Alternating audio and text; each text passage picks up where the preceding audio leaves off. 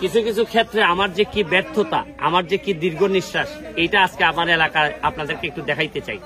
আমার পিছনে যে দেখতেছেন এটা হচ্ছে বৈদ্যুতিক খুঁটি, খুঁটির উপরে যেটা দেখতেছেন এটা হচ্ছে ট্রান্সফরমার। এটা হচ্ছে কি আপনার প্রথম যখন লাইন দেয়া হয় পল্লী বিদ্যুৎ থেকে এটা ফ্রি দেয়া হয়।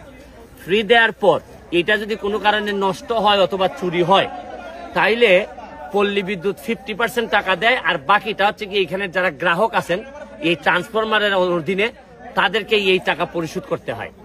কিন্তু দ্বিতীয়বার যদি চুরি হয় অথবা নষ্ট হয় এই ক্ষেত্রে পুরা টাকাটাই গ্রাহকের দিতে হয়।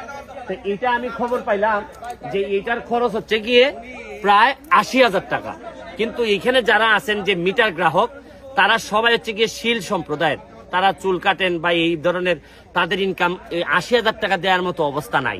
তখন আমি পল্লী বিদ্যুৎকে ফোন দিলাম, পল্লী বিদ্যুৎ বললো যে ভাই এটার কোনো আইনই নাই, পুরো 80,000 টাকা দিতে হবে। তখন আমি বললাম যে ঠিক আছে, আমি এমপি হিসাবে আমি কিস্তি আকারে দিব। তো আজকে কিস্তি আকারে 80,000 টাকা 10,000 টাকা জমা দিয়ে ট্রান্সফরমার আনছি।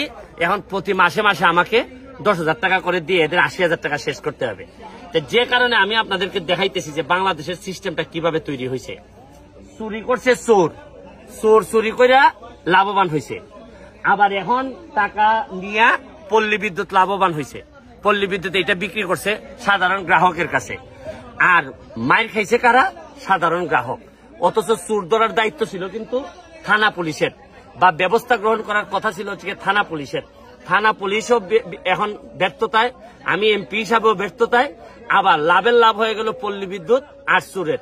আমি চোরকে ধরার জন্য যা যা করার আমি এখন কাজ শুরু করছি। কিন্তু কিভাবে মানুষ বিভিন্ন এলাকায়, এই এলাকায় নাকি এই গত কিছুদিনে প্রায় 15 থেকে 20টা ট্রান্সফরমার চুরি হয়েছে। এখন বুঝেন, এক তো ক্যাপাসিটি চার্জ, তার উপর আবার এখন ট্রান্সফরমারের চুরি হওয়ার জন্য চার্জ। আমি এরা যারা ভুক্তভোগী আছে, আপনারা কয়দিন ধরে বিদ্যুৎ নাই? আমরা 17 দিন ধরে বিদ্যুৎ নাই, আমরা অন্ধকারে গরমের মধ্যে ফ্যান ছাড়া আছি। আর এইটা আগেরটাও 50% দিচ্ছেন? যে আগেরটা আমরা 25-26 হাজারের মতো দিয়ে আনছিলেন।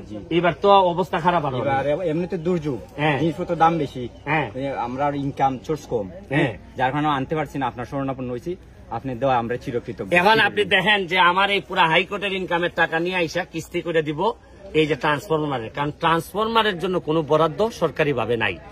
আর আমি শুধু আপনাদের সামনে একটা জিনিস তুলে ধরলাম যে আমাদের সিস্টেমটাই এমন ভাবে রেডি করা যাতে সব সময় কষ্ট হবে নিম্ন আয়ের মানুষের, সব সময় কষ্ট হবে। এই যে বিভিন্নভাবে টাকা পাচার করে নিবে বড় বড় দুর্নীতিবাজরা, আর গিয়ে শেষ পর্যন্ত করের বোঝা টানতে হবে সাধারণ মানুষদের। এটা আমাদের নিয়তি হয়ে গেছে। আমি জানি না, আমার একটা বিশ্বাস এখনো আছে যে বঙ্গবন্ধুর এই সোনার বাংলায় জননেত্রী শেখ হাসিনার নেতৃত্বে একদিন না একদিন আমরা এই সাধারণ নির্যাতিত নিপীড়িত মানুষকে নিয়ে হাসির বা সুখের মুখ দেখতে পাবো। আজকে